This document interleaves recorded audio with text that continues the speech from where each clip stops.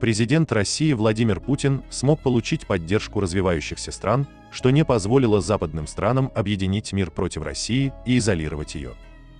Этот очевидный факт констатирует в своей статье для китайского издания South China Morning Post обозреватель Мохаммед Зишан.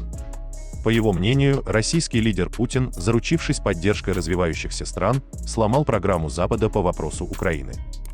А призывы Запада объединиться против Москвы не нашли отклика среди других государств. В последние недели российский лидер, будучи далеко не изолированным, контактировал с президентом Индонезии Джоко Видодо, недавно свергнутым президентом Шри-Ланки Готабаи Раджапаксой и президентом Сенегала Маки Саллом, который также является председателем Африканского союза, говорится в статье. Автор статьи указал, что решение западных лидеров избегать главу МИД РФ Сергея Лаврова на саммите G20 также не увенчалось успехом. Российского министра застали за душевным разговором с коллегами из Китая, Индии, Индонезии, Бразилии, Турции и Аргентины.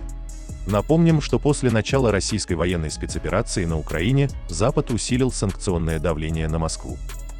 Были заморожены российские активы, а Евросоюз ввел в действие уже 6 пакетов санкций, среди которых эмбарго на российские уголь и нефть. Однако это обернулось большими проблемами и для самого Запада, где начался резкий рост инфляции и стали галопировать цены на продукты и бензин.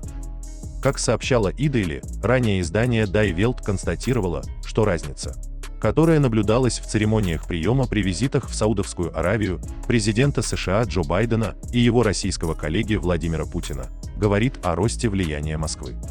Однако это обернулось большими проблемами и для самого Запада, где начался резкий рост инфляции и стали галопировать цены на продукты и бензин.